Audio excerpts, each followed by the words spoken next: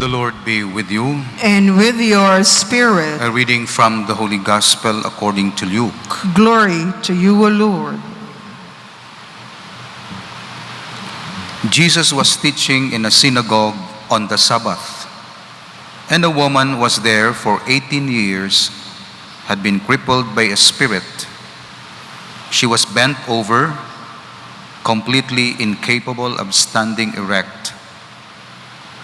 When Jesus saw her, he called to her and said, "Woman, you are set free of your infirmity." He laid his hands on her, and she at once stood up straight and glorified God. But the leader of the synagogue, indignant that Jesus had cured on the Sabbath, said to the crowd in reply, "There are 6 days when work should be done. Come on those days to be cured, not on the Sabbath day." The Lord said to him in reply, "Hypocrites! Does not each one of you on the Sabbath untie his ox and his ass from the manger and lead it out for watering? This daughter of Abraham, whom Satan has bound for 18 years now, ought she not to have been set free on the Sabbath day from this bondage?" When he said this, all his adversaries were humiliated, and the whole crowd rejoiced at all the splendid deeds done by him. The Gospel of the Lord. Praise to you, Lord Jesus Christ. We continue with our series of meditation on the teachings of the church based on the Bible, because we want to be nourished by the truth, primary truth, which is God Himself. God is the truth. And then secondary truth, which is about God, of course, is the Bible. And the other sources, catechism,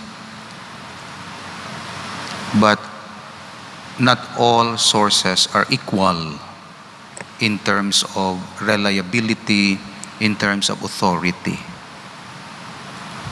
So there are sources like opinions of writers, theologians, visionaries, and experts, and preachers.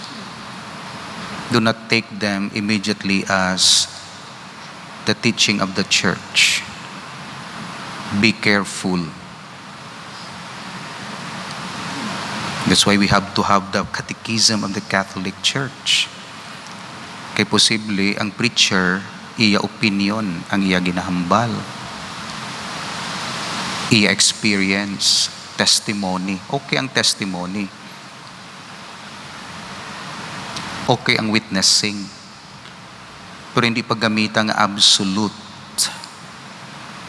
teaching or magisterial teaching of the church. Bisan ako, wala akong magisterial teaching. Only the Pope and the Bishop, may hierarchy ang amon mga teachings. Ako niya, hindi dogma, doctrine lang yang akon. Meaning, hindi ako go against sa dogma sang simbahan. Ang problema kung kaisa, makabasa ka gani sa bidiri, amo na lang to dayon ang imupatihan. Makabasa ka naman didto, amo na imupatihan. Ti ko na mo ina, nagasaylo-saylo ka sang imo beliefs. Tag ma-confuse ikaw. Father, may reincarnation, hindi mo naman na nabasahan. Father, amoy ni, di mo naman na nabasahan. Wala ako nagalimit sang imo basa. Basa ka damo. Pero nga akon, hambal, bilang Katoliko, kinanglan may ara kaya nga foundation para nga kung ano ang mga opinion dira, ma-compare mo against sa ginatudlo sang simbahan. Most especially sa mga leaders of associations, evangelizers, catechists, of course sa amon nga pari, nag-preach Kay delikado nga nag-preach ka sa TV, naghambal ka sa radio, nga kung kaisa nag-appear nga daw iya sang simbahan ang gina-teach mo, pero actually wala nag-teach ang simbahan some of your preachings. Kay balaan naton, tiko, kag hindi eksakto. That's why, ang mga lay people, ginalaw nga mag-testimony. Testimony. Meaning witnessing. Meaning concretization of what is in our teaching. Gina-concretize mo, ginapangabuhi mo. Nami na. Halimbawa, I believe in the Holy Spirit. Tapos naka-experience ka sa Holy Spirit. Testimony. Pero hindi pagdugangi ang teaching sang church na nungod sa Holy Spirit. Or go against it. Amo na subong, may mga amo na kita sina. Kay ti ginalaw ang mga laiko, ng iban ganis na wala ka training sa seminaryo o kung ano dira, wala ganin na basic catechism, na mag-preach. So pag-preach siya, i-invoke ang name sang Catholic Church, kag daw amo na tong official teaching sang church. Tama ka, delikado. That's why, kinahanglan may permiso ang mga preachers. Ara ginasalayi sang simbahan. Wala ginalimit ang imo teaching sa imo bata o sa imo da nga ano. Pero kung mag-broadcast ka na sina, i-consider man nga eksakto ina. Kaya the moment nga ihambal mo ina, kag gina-invoke mo ang name sang Catholic Church, abi nila mo ng teaching. O nga pamati sa imo, ma-confuse, kag ma-poison. Kung testimony, call it testimony. Pero kung teaching, preparaha maayo nga may sakto gid iyaya nga mga sources. Amo na siya. So Father, mahambal ako sa tao pero testimony. Go ahead, make it clear testimony. That means personal mo. Sino ang makabai sa imo kay personal experience mo na? Father, mahambal ako pero ma-teach ako, ma-preach ako. Preparar maayo. Tanawa nga eksakto. Hindi to kung sino itong ginbasa mo, tapos ginamo to, matian mo to, namian ka sad to. Go to the catechism. Anong i-preach mo? Politics and church. Go to catechism. Ano preach mo? Marriage. Go to the catechism. Hindi pag-ipalagpati na kung ano nang ginapang sulat-sulat na amo nang namin ko. So kanami sa aton, kay may ready kita nga catechism available. Ara sa applications ninyo, download nyo na sa inyo. Kung butang nyo na sa inyo nga library dira, sa inyo, kung daloon ninyo, butang nyo sa inyo bag. Kung ako, may catechism ako, gamay ganing libro, ginabutang ko na. And then, nakonsulta ako, tanaw ko, ano ning hambal diri, amo na. So kanami, nag-strengthen mo faith, kag naga-confident ikaw maghambal. Kituod. Kung kaisa ang hambal mo, ma-offend ang iban, pero tuod. So, wala kayo naga-please. Kaya mo na tuod mo. Di ko mag-please ka lang, please dito. Hindi mo ma-preach ang word of God. Hindi mo ma-preach ang word of God. Tanawab lang natabo sa aton Catholic Church, kaya naga-please lang kita. Hindi natin maanong word of God. Tapos sa mga tao, expect nga hindi sila ma-please, wala sila na namian. Hindi na.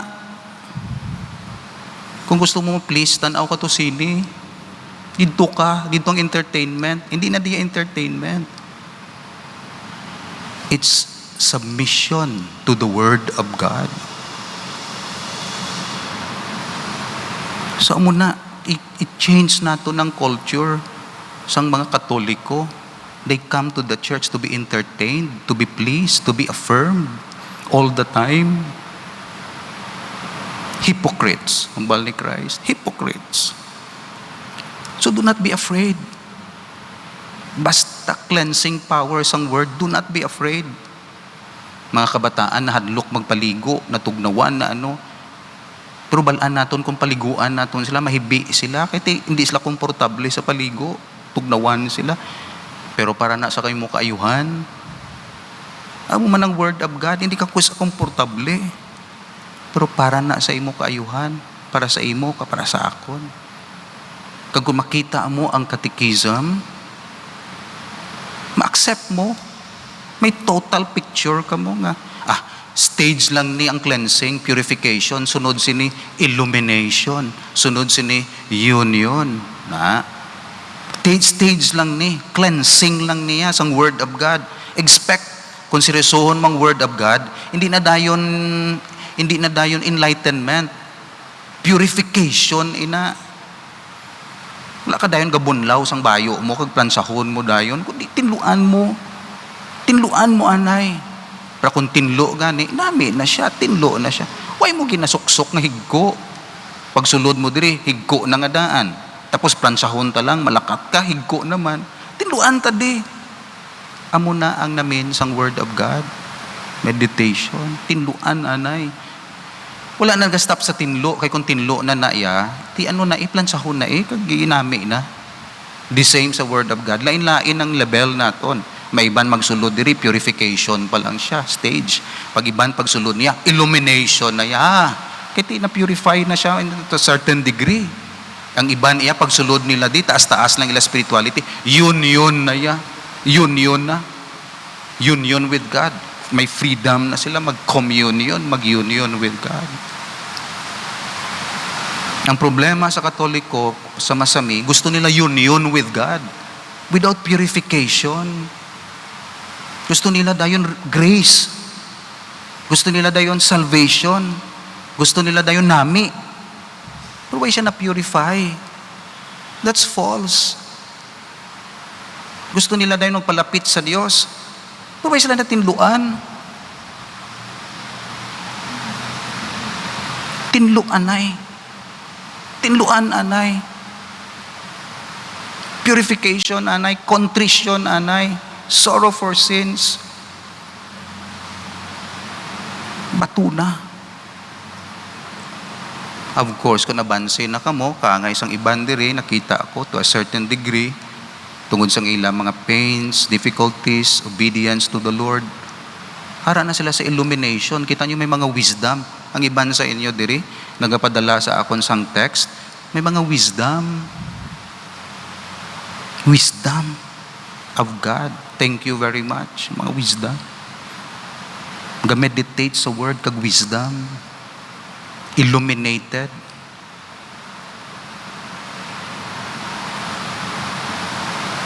Kag kung halin na sa illuminated sa inyo, I will bow and accept. Pero kung halin pa sa dapat i-purify, I think it's my duty to help you be purified. Amo na ang aton sistema. So amo na ang aton parish life. Parish life is stages ng purification, illumination, union. Muna ang parish life. So kung ara ka pa sa purification, undergo purification, do not resist. Do not resist. Accept, be humble. Batuna. Kay dugay-dugay makasaka ka sa illumination stage. Kita nyo ba lang, tanawan nyo ba lang mga tao nga nakabiya na sa ila sala? Maghambal sila ya, illuminated gidya, enlightened gidya. Wala sang selfishness, wala sang self-centeredness, wala sang self-preservation, kundi illuminated gidya. Pero kita man na naton sa aton self, kundi kita purified, self na tanan, self. Na. Akon image, ano ang balas ang tao, na. Pero ang illuminated, hindi. Ano gusto sang Diyos? Ano ang balas ang Diyos? Illuminated. Nami tani kung tanan kita, ara na sa stage. Anong hambal sang Diyos? Ano gusto sang Diyos sa akon? Father, ano gusto sang Diyos sa akon? Hindi nga, ano hambal sang tao sa akon? Ano tong hambalya? Ha? Kung na mo nang imo life, why ka nag-grow? Why ka nag-grow? Nag-grow kaya, ga-distance ka sa self? Nga, ano gusto sang Diyos? Ba inayang criticism, okay lang na. Basta, of course, maging prudent ka man. Pero it's not the number one criterion sa imo life. Kung to do the will of God. Amo nang i-pray ninyo sa akon. Amo nang i-wish ninyo sa akon. Kami nga mga pari. Hindi amon self. Madistansya kami sa self. Hindi nyo pag-i-boost ang amon ego. Hindi nyo kami padakuon na amon ego. Buligan nyo kami madistansya sa amon ego. Pray nyo. Parang mag-grow sa amon si Christ. Hindi amon ego. Hindi nyo kami pag-feed. Hindi nyo kami pag-affirm sa amon ego. Tanawon nyo. Hindi nga tao, ining amon mga pari. Kinanglan mag-grow si Christ sa ila. Ang himuon namon. Hindi pag-i-affirm ang iya ego. Kundi i-pray siya, buligan siya nga mangin Christ-like. Hindi nga, kung ano lang, friend lang kita, tapos di kuya Christ-like. Amo na siya, amo man ang pagtanaw ko sa inyo. Hindi ako perfect, pero tanawon ko, maging Christ-like kita. Christ-like. Amo nang purpose ng church. Amo nang purpose nga nagasimba kita. Ako gusto ko mangin Christ-like kamo. Kamo gusto nyo mangin Christ-like ko. Muna. Bisan ano nga pamaagi. Basta gospel method lang. Kung kaisa, reminder. Kung kaisa, appreciation. Kung isa, thanksgiving. Basta gospel method lang. Hypocrites. Gospel method na. Butang balong ginasaway ka ni Christ. Si Christ, gospel method na. Kung nabalo niya ako hypocrites, di ko magbato. Ma-realize ko, anong kulang ko? Muna siya. So, feed natin, hope mag-grow kita. So, hindi lang seremonyas, na I feel good, kaya nakasimba ako sa misa, nagsimba ako, nakapangalawat ako. Pero wala sang interior growth. Feeling lang siya. Hindi siya being. Feeling good siya. Hindi siya being good.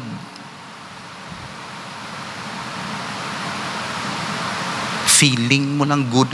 Ay, salamat, nakasimba na naman ako. Pero hindi ka good. It's not only feeling good, but being good. Muna aton spirituality. So you don't come to the church to feel good only. Effect na. Nakakadto ka sa simbahan because you want to be good, a good person. If you feel good but you are not good in person, it's useless. Wala fruit. So muna nga ito himoon, pray ta na sa Holy Spirit. Pray nyo ko, malid ta ka mo. Pray nyo man ako, distansya ako sa akon self. Christ, Lord, buligi man namon pari nga, maging Christ-like sila. Ano sila? Muna siya. Hindi nyo pag-i-feed ang ego sa mga pari. Hindi nyo pag-i-feed. Buligan nyo patsyon niyang ego nga ina. Buligan nyo. Hindi siya. Si Christ ang importante. Hindi ako. Si Christ. Seremonyas. So, amo na ang aton pag-appreciate sa aton Dios. Nag-exist siya. Kilalahon naton siya by reason, sa reason. Kakilalahon naton siya sa iya revelation. So makilala mo ang Diyos sa iya binuhatan. Hindi pa siya, kundi sa iya binuhatan. Nature, kag makilala mo ang Diyos, siya mismo. Sa Old Testament, nakilala nila ang Diyos sa binuhatan. Sa New Testament, nakilala nato ng Diyos through His Son. Pila ka adlaw makilala nato ng Diyos, kita na gid mismo makakita sa iya. Hindi na through His Son, kundi God the Father, kilala gid nato. So apat ina ang paagyan na makilala nato ng Diyos. Sa iya ginubra, sa stars, kag sa iya creation, sa variety sang iya creation, makilala mo siya. Iya wisdom, kilala mo ang Diyos. May isa ka tawo na mangkot, niya tuod gid man bagin tugas ang Dios ang kalibutan. Siling sang isa hoo, na siling niya hindi, no, ang kalibutan nagtugas ang iya kaugalingon. Okay. Sunod nga adlaw, atong believer ginbutang iya ang globe sa table. Globe, earth. Tapos nagsulod atong atheist. Siling niya, ano ng globe mo? Siling niya, pangkuton ko ikaw. Ang globe bala nag-create sang iya kaugalingon kag nahulog lang diri o wala? Nahulog lang ang globe diri o wala? Hindi Hindi maka-create ang globe sang iya kaugalingon. Somebody had made it and brought it here. Siling sang theist, sang believer sang Dios. Kung hindi ka gani magpati nga nahulog lang ang globe diri, ano pa gid ang kalibutan? And thousands and millions of stars. Amo pa lang gani ning globe nga ni, kapati ka na nga may nagtugas ni, ano pa gid ang kalibutan.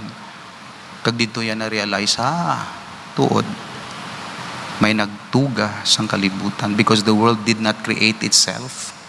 Somebody created it. Kagamo ng Diyos. Kag hindi lang gin-create, gin-arrange siya. Perfect arrangement. Aton body, ang brain, ang perfect arrangement. May hierarchy sang plants and animals. Kung architect gani, nag-arrange, nag-design, balay pa lang na. Ang balay ma-design sa iya kaugalingon, kag mahulog lang siya nga muna. No, somebody, architect, engineer, naghimo sina. That means may intelligent being nga nag-create sang world. Sobra pa ni sa balay. There must be a supreme being.